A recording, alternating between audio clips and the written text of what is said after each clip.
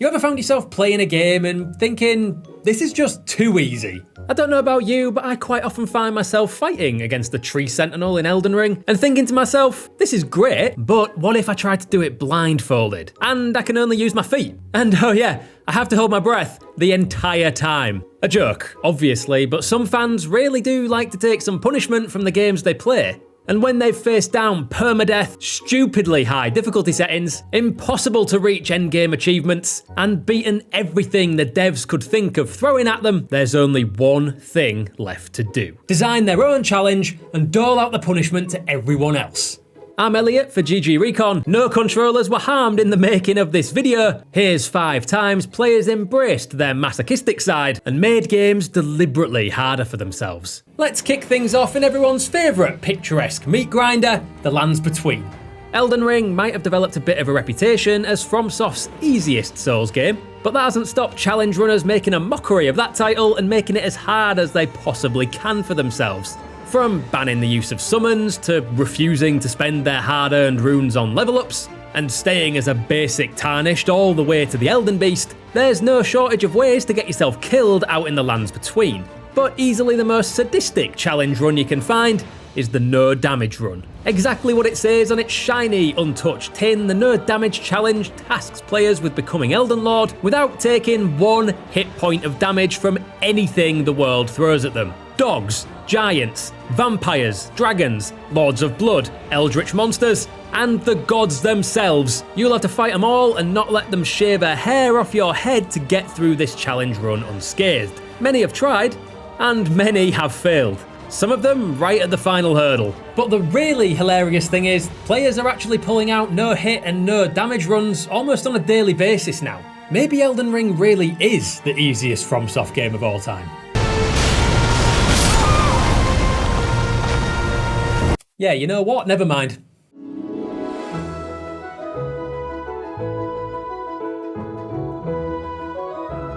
Pokémon games are infamously easy, right? They're a bit handholdy at the best of times, and overall they don't offer too much challenge outside of niche post-game areas, which most trainers won't even attempt anyway. They're kids' games at the end of the day where you can travel around catching cute pocket monsters, and if you really want to, raise your starter into a level 100 behemoth and burn the Pokémon League to the ground with the power of God. But for Pokémon fans out to be the very best like no one ever was, you can do no better than a Nuzlocke challenge. The rules are obscenely simple, which is why this is probably one of the most famous and beloved fan challenges ever conceived. You can only catch the first Pokemon you meet along every route in whatever game you're playing, so your encounters are going to be limited. If you fail to catch the first creature you encounter, well, too bad, it's gone now. Nicknaming all the Pokemon you catch is very much encouraged, so you actually get attached to them, making the final and most important rule even more heartbreaking. Any mons that faint are considered dead, and you either have to box them, or if you're a real sadist, release them into the wild where you'll never see them again.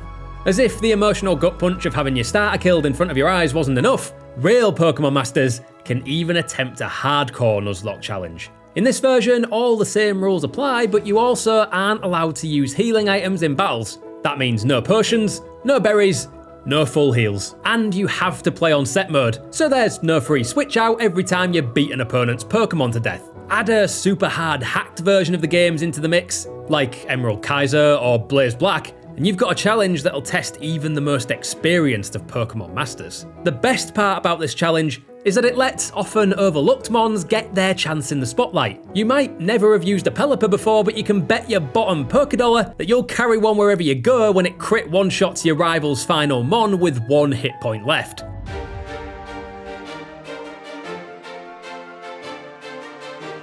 The Chuck Norris challenge was actually made famous back in the days of Elder Scrolls 4 Oblivion, but honestly, we prefer throwing hands in Skyrim.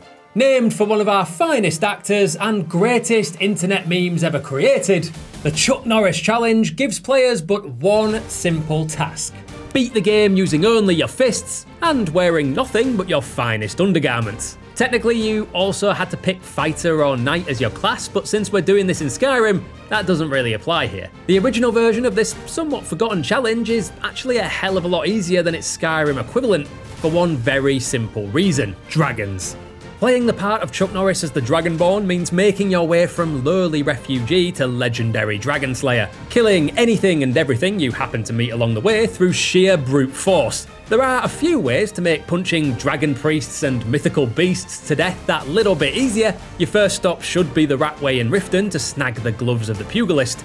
There's not many flying enemies in Oblivion that will give old Chuck that much of a hard time, but in Skyrim, slowly backhanding a off centuries-old airborne house to death is a quest for only the most rugged and skilled Dragonborn to pursue.